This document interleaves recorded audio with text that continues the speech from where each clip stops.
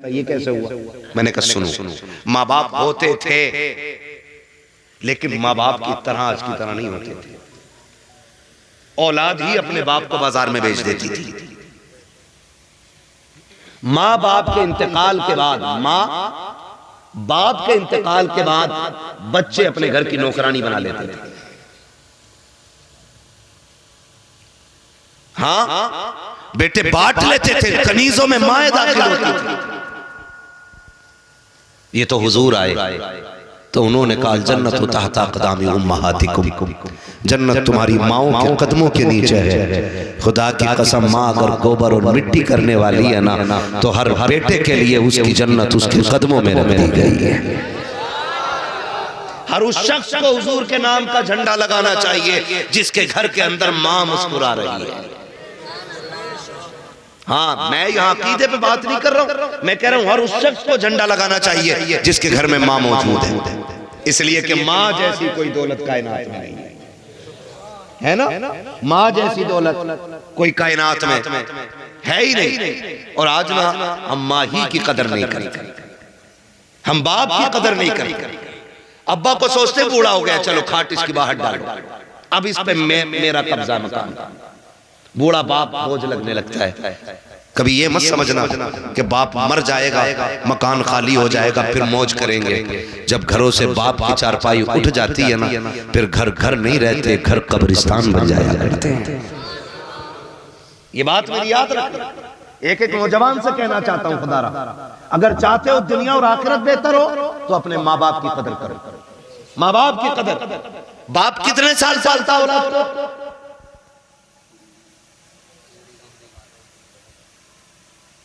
बोलो, 25 साल कम से कम है ना, 20 साल बाप पालता है। और यही बाप इस औलाद के कंधे पे जब आता है ना, तो इससे 2.5 साल नहीं पलता है। 2.5 साल इससे नहीं पलता है। कह रहा नहीं जी, दवा बड़ी महंगी है, यहां से ले लो मेडिकल, डॉक्टर की फीस मुश्किल है, यहीं से ले लो। नौजवानों, अगर बाप मांग ले तो बदन की खाल उतार के दे देना, खाल उतार के दे देना। इसलिए कि अगर खाल उतार के उसके पैर का जूता बना दो तब भी उसके एहसान का बदला पूरा नहीं हो सकता। और याद रखिएगा, 2 लोगों को अल्लाह सजा दुनिया में ही देता है। कितने लोगों? 2 लोगों को। 2 तरह के जुल्म करने वालों को सजा दुनिया में दे दी जाती है। नंबर 1, जुल्म करने वाले सजा दुनिया में ही पाए। कभी पड़ोसी पे सितम न करना, कभी तंग न करना पड़ोसी, वरना वो दिन आएगा कि खून के आंसू रोने पड़ेंगे। जितना सताओगे पड़ोसी को, उससे बुरे दिन तुम्हारी जिंदगी में आए। आज तो मजाल है जिसके पास पावर है, जिसके 4 बेटे लट्ठे चलाने वाले, वो तो फिर किसी से दबी नहीं रहे। वो कह रहा देख लूंगा, बोले यार बुरा गुड्डू कट्टू पप्पू को आज लट्ठ है ना, आज कुछ भी कर ले, लेकिन एक दिन वो भी आएगा कि जिस दिन तेरी हड्डियां साथ छोड़ेंगे, तेरी कमर का दर्द बढ़ जाएगा, तेरी जबान नहीं खुलेगी पूरी तरह, तब तेरे बेटे भी तेरे साथ खड़े नहीं होंगे। आज इन्हीं बेटे के जोर पे ना गरीब को जीने नहीं दे रहा। कह रहा निकलना बंद कर दूंगा यहां से, निकलना है किस हवा में मेरे आगे तो निकले। ये ताने होते हमारे। किसी पे सितम न करना। जानते हो, मुझे बात याद आई, एक बादशाह था, उसका महल था, महल, बादशाह का महल। तो महल के एक कोने में ना अंदर को दब के थोड़ा सा एक बूढ़ी का झोंपड़ा था, बूढ़ी औरत का छप्पर। बादशाह चाहता था कि ये छप्पर हट जाए और मेरे महल की दीवार सीधी हो जाए, ये बादशाह चाहता था। और औरत भी बूढ़ी थी और बड़ी पक्की थी। उसने कहा जान दे दूंगी लेकिन हवेली नहीं छोड़ूंगी। का बुढ़िया इस छप्पर में क्या रखा, इससे बड़ी जमीन ले ले, हम बड़ा मकान बना देते हैं। उसने कहा नहीं, ये मेरे बुजुर्गों की यादगार है। आज कितने बेवकूफ है ना, जैसी अब्बा हमारे कह रहा मकान तोड़ो जल्दी से, नया बना, ये पेड़ काट दो, ये आंगन में अच्छा नहीं लग रहा। ओ बेवकूफ है वो लोग जो अपने बड़ों की यादें मिटा देते।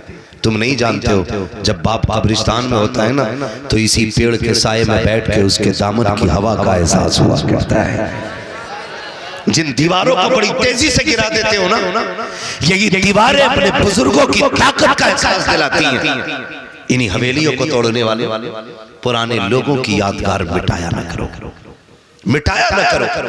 अब्बा मरा नहीं, फौरन उसने कहा फौरी ने नहीं दे सकती, कहा तुझे बड़ा मकान दे दिया जाएगा, कहा बड़ा मकान तुम्हें मुबारक हो, मैं बड़ा मकान नहीं चाहती हूँ, मुझे मेरा छप्पर काफी है। सबने समझाया नहीं मानी, कहा क्यों नहीं छोड़ना चाहती। तब उसने कहा था कि इस मकान से मेरे बुजुर्गों की यादें जुड़ी हैं, इसके छप्पर में मेरे बाप की यादें हैं, इसकी दीवार में मेरे खानदान की यादें हैं। अगर ये छप्पर दीवारें चली गई तो मेरे बुजुर्गों की याद चली जाएगी। ये कह के वो इनकार करती रही। बादशाह इंतजार करने लगा।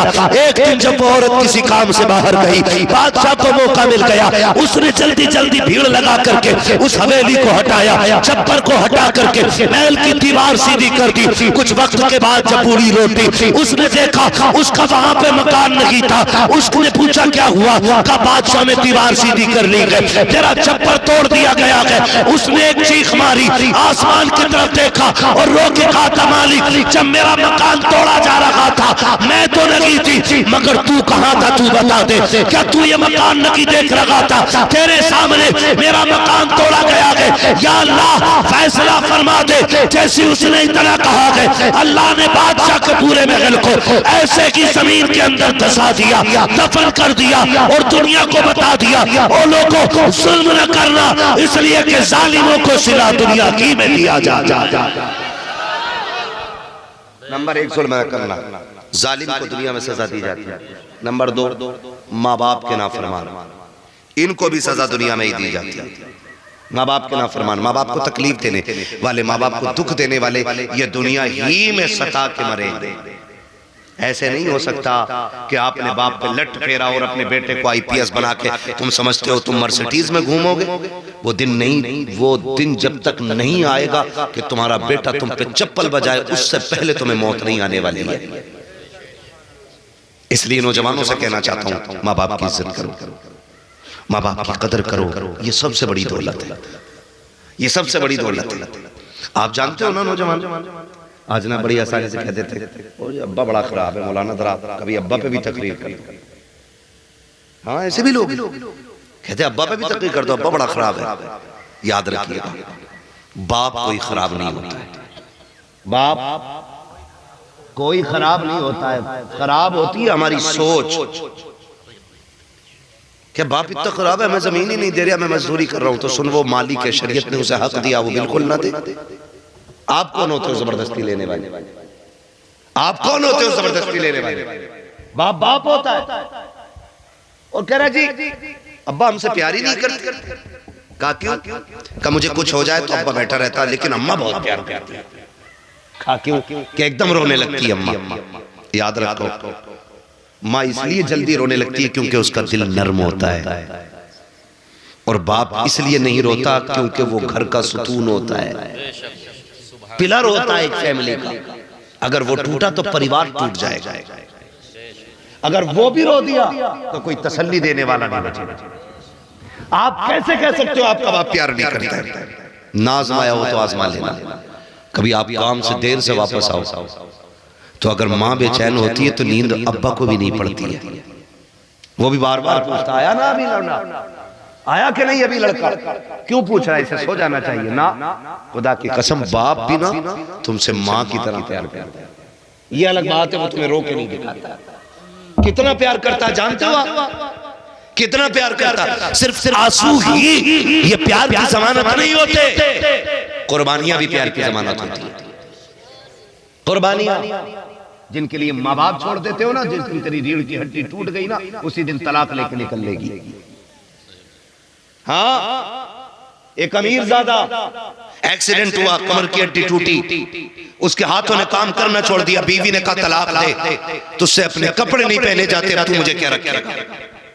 उसने रो के कहा था, कई साल बीत गए, जब भी आंख खुलती है ना तो मेरे बिस्तर पे मुझे माँ नजर आया करती है, मुझे बाप नजर आया करता है। इनके लिए माँ बाप छोड़ दिया आपने। अब्बा से कह रहा होश में रहना, मेरी बीवी से कुछ मत कह दे। हाँ, उसकी कोई गलती नहीं है, गलती सारी तुम्हारी है। बाप 22 साल पढ़ाते और बीवी एक रात में पढ़ा के पेटेंट कर देती है।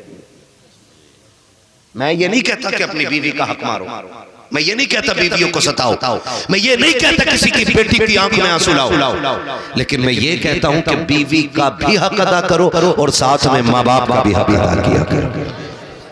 माँ बाप का भी। कभी देखो सर्दी की रातें आए तो देखो हाथ में लाठी लेकर के रोड पर तुम्हें बूढ़ा खड़ा मिलेगा, उससे पूछो क्यों खड़ा, कहेगा बेटा काम पे गया अभी तक नहीं आया। कितना प्यार करता है तुमसे। कुर्बानियां जानते हो इसकी कितनी है? कितने लोग स्कूल में पढ़े हुए हैं या पढ़ते हैं या पढ़ रहे हैं, बताएंगे हाथ उठा के?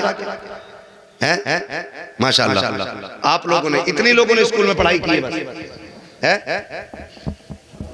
चलो कोई बात नहीं, हम नहीं पढ़े तो इंशाल्लाह अपने बच्चों को पढ़ाएंगे इंशाल्लाह, वादा करो इंशाल्लाह बच्चों को पढ़ाइए। और एक नारा याद रखो, आधी रोटी खाएंगे, ये नारा याद होना चाहिए, आधी रोटी खाएंगे, बच्चों को पढ़ाएंगे, क्योंकि वो दौर नहीं है कि आप अपना हक बम बारूद और तलवार से लें। अब दौर कलम का आ गया, कलम का आ गया। आप लाख कोशिश कर लें आपकी बस्ती आगे बढ़ जाए, अगर जाहिर रहोगे तो आगे नहीं बढ़ेगी। आप 1 लाख कोशिशें कर लेना कि आपकी बस्ती का नाम हिंदुस्तान के मशहूर कोनों में आ जाए, चाहो जितनी चाहो ताकत लगा लेना, अगर अनपढ़ रहोगे आगे नहीं बढ़ सकते हो। चाहो गारंटी है मेरी, अपने बच्चों को IAS बना दो, IPS बना दो, अगर बस्ती छोटी भी है हिंदुस्तान की बड़ी किताबों में नाम आएगा, हिंदुस्तान की बड़ी महफिलों में नाम आएगा। पता ये चला, कामयाब होने की होते हैं जो पैसे वाले होते हैं, कामयाब होने की होते हैं जो ताकत वाले होते हैं, कामयाब वो होते हैं जो तालीम वाले होते हैं, जो कलम वाले हुआ। इसलिए पढ़ाएंगे इंशाल्लाह। हाँ, जो नहीं पढ़ेंगे या तो मजदूरी करेंगे, और आगे तुम्हें मजदूरी नहीं मिलने वाली, ये भी लिख लो, आगे तुम्हें मजदूरी नहीं मिलने वाली। नाम पूछ के ना अब्दुल करीम के नहीं है जगह, नाम ज़ीशान नहीं है जगह, फिर क्या करो? चोरी,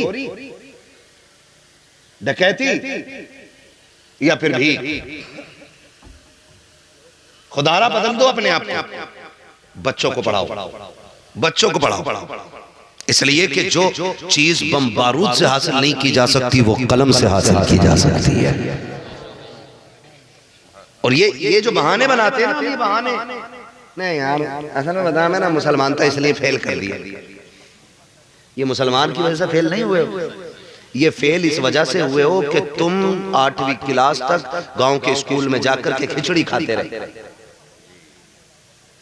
10वें का एग्जाम आया, तुम्हारे बाप ने मास्टर से कर ली सेटिंग या तुमने, और पास कराने के उसे 2-4 हजार दे के नकल करके पास हो गए। तो जो हाई स्कूल में नकल करके पास होगा वो किसी लायक नहीं हो सकता है। हो सकता है? बोलो, नहीं हो सकता ना। मैं तो ये कहता हूं किसी मर्ज का इलाज बन जाओ। फिर मरीज धर्म नहीं देखते, जब पेट में दर्द होता है ना तो मरीज दवा ढूंढता है, धर्म नहीं। आप बनो तो किसी चीज का इलाज।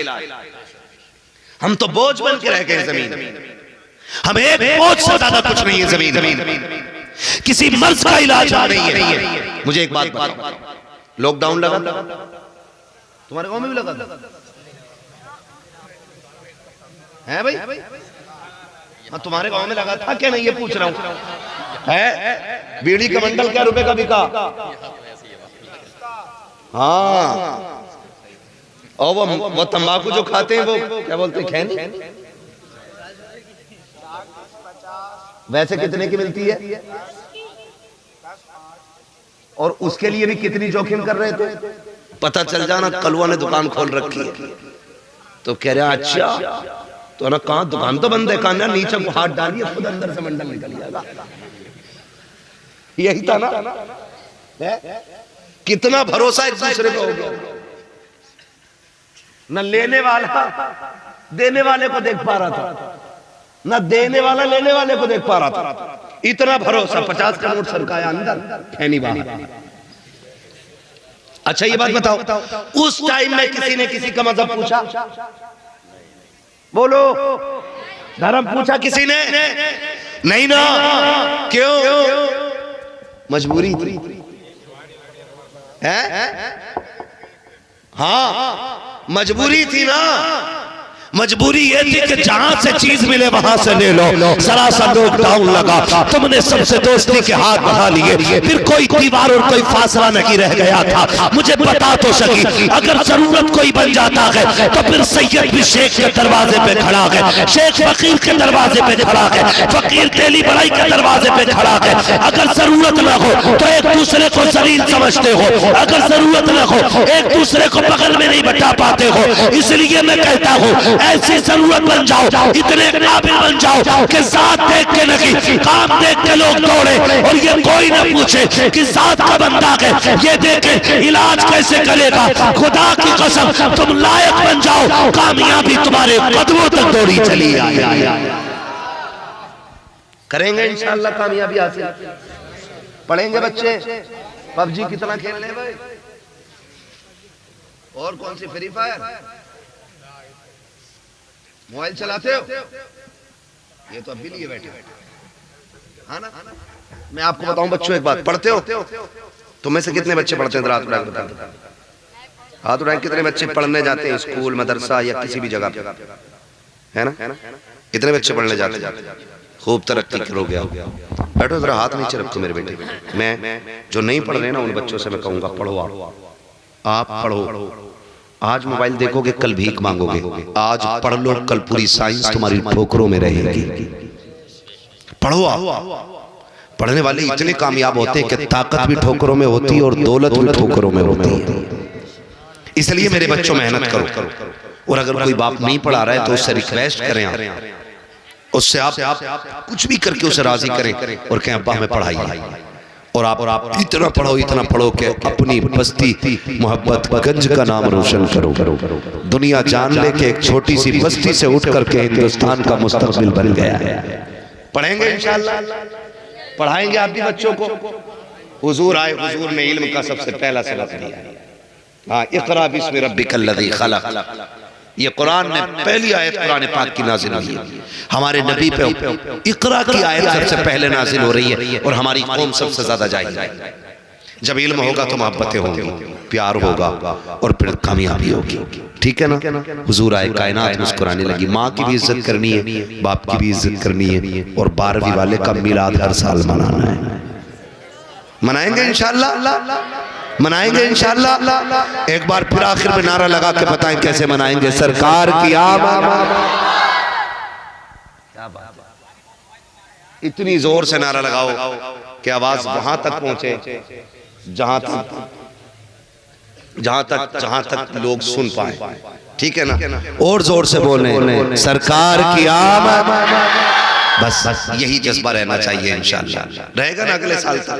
फरमाया गया वाम्मा बिनिअमति रब्बिका फहद्दिस, अपने रब की अपने रब की नेमतों का खूब चर्चा करो। हुजूर रब की सबसे बड़ी नेमत है और हम आखिरी सांस तक हुजूर का चर्चा करेंगे, है ना इंशाअल्लाह। और अपनी नस्लों को हुजूर के बारे में बताएंगे।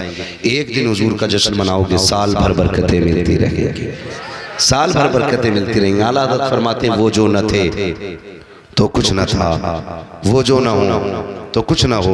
जान है वो जहान की, जान है तो जान है तो जहान है। बस सारे लोग कलमा शरीफ पढ़ लीजिए, ला इलाहा, और जोर से ला इलाहा इल्लल्लाहु मुहम्मदुर रसूलुल्लाह, अस्तगफिरुल्लाह रब्बी मिन कुल्ली ज़ंबिन व अतूबु इलैह।